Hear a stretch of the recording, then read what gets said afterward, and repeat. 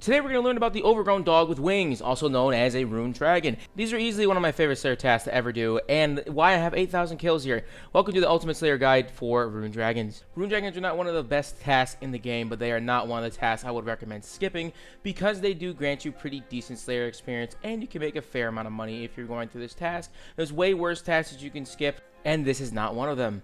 You can be assigned a dragon task or rune dragon task by the Raptor, who can give you 60 to 90, by Lanika in increments of 50 to 75 or 101 to 150, or Big Daddy Morvran for 50 to 75.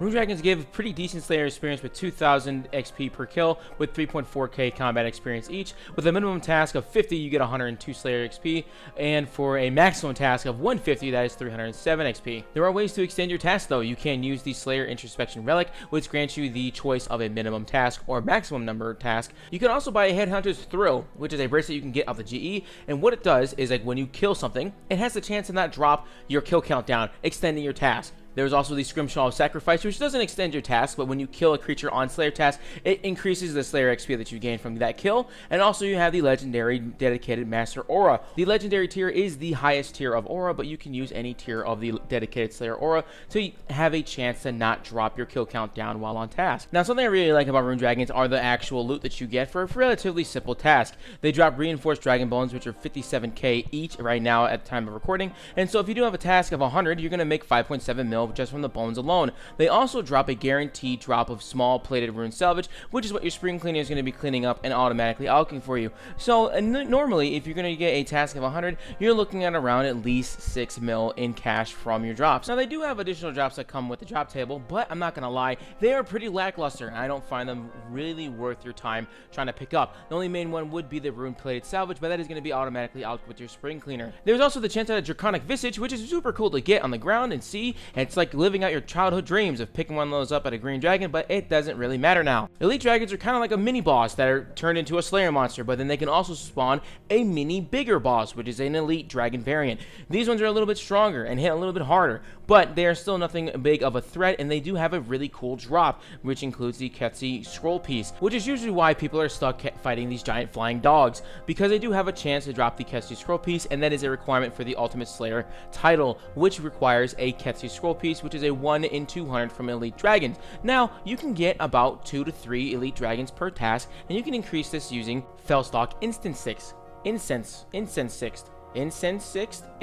Sticks.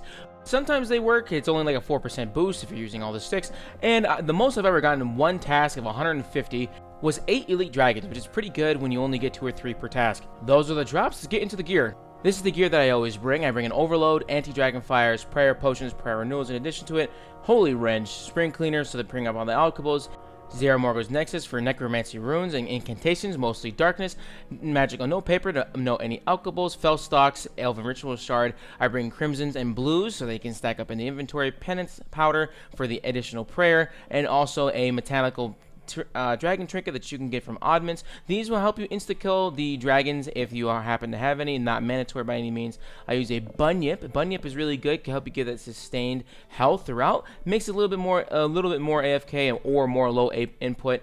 And additionally, I have a Blue Blubber and some Cerebrews for emergency food. For the equipment, I'm using base tier 90 Draculich armor and a Saren God bow. You can get away doing this with a Decimation and or a Nox bow. Any type of bow will work as long as it's over tier 87 or 90. Those will work perfectly fine. I'm using Nightmare Gauntlets because these monsters are not poisonable. And then I have a Archer's Ring, which is actually, debatably, you could use a Ring of Death to get the additional adrenaline per kill. But I think the added crit chance to get these things killed as fast as possible is much better. We also have the Zuck Range Cape for the lower cost for Deadshot. Plus, with that, we also have the added passive from the Raptor Slayer Lodge, which gives you the chance of when you use the ultimate to insta-kill your targets. These come really handy when they proc off of the elite dragons or just in general when you're going through their general rotation. I use a Wen book because sometimes you can group the dragons into a little corridor together and they can all get blown up, which is a beautiful thing to see.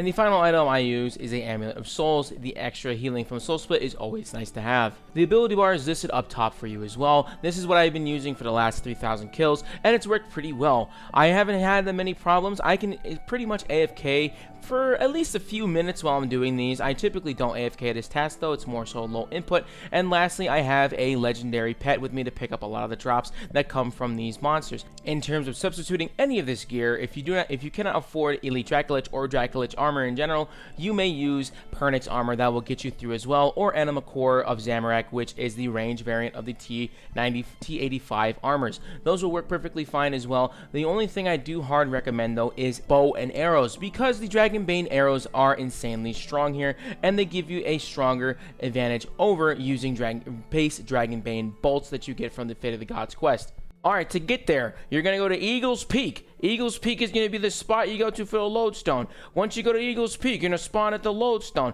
From the lodestone, you're going to run south. Keep running, keep running. You stop here at the world gate. When you get to the gate, do not click the sticks. You click on the portal. When you click on the portal, right click it. Hit quick dial. From there, from quick dial, hit Ketsi, the second option. Then you walk inside and you're good to go. This is where you kill them initially until you have enough souls to put inside your player-owned dungeon, or you can just kill them here. This is also a very viable spot. Only problem is if you have greater ricochet, you're going to be tagging way more mobs than you want, and when you're fighting the entire family tree, it can be kind of hard to manage. I recommend picking up a few Ushamti for 300 Slayer points or 500 Slayer points and moving into your player-owned dungeon. If you're new to the Slayer-owned dungeon and you don't have a way to get there through the Slayer Codex, you can use your player-owned house, which you can set to Menaphos, and then you teleport to your house. You talk to the dude by the ports, you travel to the sunken pyramid, you walk inside, pick option 2, go into the dungeon, don't go into the lobby, and then you go into one of the rooms wherever you set your dragons. Only downside is you cannot use a cannon, which I know is a very popular method to use when you're doing rune dragons, but here I believe this is a safer spot and you can control how many mobs are tagging you. Now that we're inside the dungeon though, we are good to go. What you're going to do here is, before you enter the room, drink your overload, drink your anti-dragon fire so you don't get in there and get cooked. Turn your prayers on, turn your range prayer on, turn your soul split on, protect item if you're poor or if you need to protect any items that you may be bringing in. Walk into the room, pick a cozy spot you like to fight them, and then from there, you're good to go. Now, for me, when I started this, I forgot to change my arrows, and this is a really good example. If you're using the wrong arrows, you are unable to damage any of the dragons. That's why you must be using Dragonbane arrows to make sure you can pierce through their armor. Now, mind you, rune dragons are kind of like mini bosses. They have 3 phases. Phase 1, really simple. They hit you, and then you hit them back. Phase 2, they start flying. When they start flying, they shoot you even harder with magic. After that one, they kind of fly back to the ground, and they're back to being regular dragons. And wash and repeat. They're really simple, but they can get really dangerous if you are tagging a lot of them at one time, and they are all flying in the air. If they're all flying in the air, slowly pick them off, or come in and out of the room and reset. Now, when the elite dragon spawns, though, he is going to hit you really hard. I might recommend that you do kill him as fast as possible because you don't want to ruin your hour getting absolutely smoked by Barry the Destroyer. Fun fact, if you do get a elite dragon called Barry the Destroyer, you almost won the lottery. This is a $5 billion dragon. Want to know why it's a $5 billion dragon? Because you can actually sell him to other players. What happens is, you get one to spawn, it is a guaranteed drop of a Ketsi scroll. And a lot of people will spend a lot of money to cheat their way through the system, and this is one of the ways you can do it. So if you get yourself a ticket item of a Barry the Destroyer, you can find another player to visit your player-owned dungeon, or go into the Ketsi world and sell your dragon, and they will kill it, get the guaranteed drop. Depending if I'm trying to do a low input or AFK, usually a task of 150 with a dedicated Slayer Orb would take me around 25 to 45 minutes to complete. This is usually with banking and or trying to reset, or just honestly just not paying attention and getting some kills. So for on average, if you are paying attention, I would say 25 minutes. If you're trying to be more AFK, it's going to end up being around 30 minutes to finish up your task. These have really high HPs of 62k, so it can take a while to chip through them, especially depending on your tier of gear. With using a T92 weapon and the upgrades that I do have, it did take a little bit of time to get these kills done. From one rune dragon task of 150 with a dedicated Slayer Aura, I made 4 million gold just from the alchables from the small plated salvage, and I also made an additional 8.2 million just from the 150 dragon bones as well. It was a pretty decent task, and this is on average for what I would end up getting. I killed 4,879 rune dragons for a grand total of 8,083 rune dragon kills.